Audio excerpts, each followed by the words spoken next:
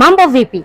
Katika ulimwengu wa sayansi na teknolojia, mitandao imeibua fursa mbalimbali kwa vijana. Leo tunajadili uwinga kidigitali. Hii si biashara ya kawaida, bali biashara ya kimapinduzi ambayo inageuza mitandao ya kijamii kuwa duka la bidhaa usizozimiliki. Karibu katika kipindi cha mtazamo wa kibiashara. Hii leo tunaujadili uwinga, biashara ambayo inageuza mazungumzo kuwa faida na kugeuza mitandao ya kijamii kuwa pato la kiuchumi. Mimi ni Asha Kaoneka. Kupitia kuposti mtandaoni inasaidia kufikia watu wengi kwa haraka, hata wale ambao hawawezi kufika dukani. Lakini pia inasaidia kupata ule mrejesho wa bidhaa zako ambazo unazoposti. Kwa sababu gani? Kupitia kuposti utaelewa kwamba hiki kitu kinapendwa na watu na hiki hakipendwi na watu. Kwa hiyo unatembea katika ile biashara kulingana na mrejesho ambao unapatiwa na wateja wako. Lakini pia kitu kingine, biashara ya mtandaoni inasaidia katika kutengeneza brand ya biashara yako. Kwa sababu unaweza kuwa una eneo sawa, unafanya biashara, una eneo lako permanent, lakini bado haitoshi. Lazima ujitangaze wewe kama wewe, watu wajue nini unafanya na unapatikana wapi. Kwa hiyo ni njia rahisi sana, ni nzuri sana katika kufanya biashara. Lakini pia ni njia ambayo inakusaidia kufikia watu wengi kwa haraka.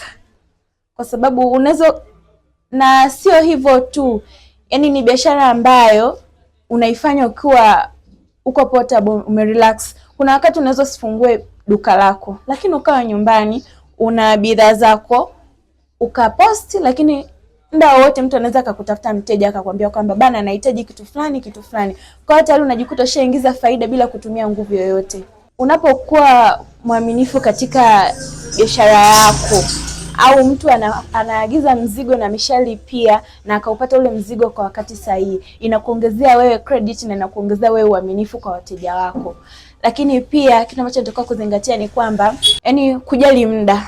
Unaona? Kwa sababu kuna mteja mwingine anapokupatia pesa yake anataka kitu chake kifike kwa wakati. Sasa unaposhindwa kwenda na wakati na usipokuwa mkweli na muwazi, unapunguza automatically uaminifu juu ya yule mteja na anakuona wewe kwamba ni tapeli. Lakini pia vijana watakuwa waepuke utapeli. Wewe wa kweli, sio mtu anakutumia pesa yake alafu ufikishi ule mzigo kwa wakati.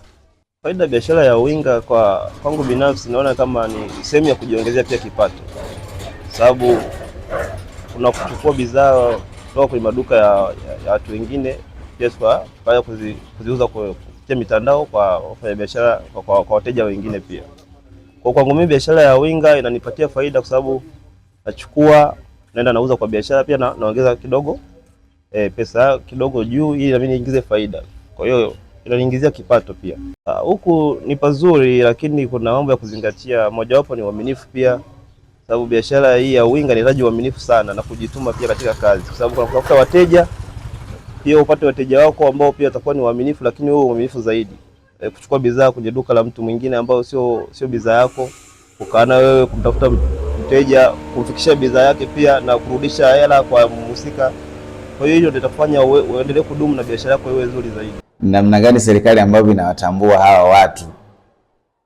Sababu kwa mimi ninachoweza kusema, mawinga au madalali ni watu ambao pengine wanaweza kawa ni vyanzo vya bei kupanda. Yaani bei za haya mazao tunatoka kuyazungumza na vitu vingine, wao ndio source ya vitu vya bei kupanda. Kwa sababu gani?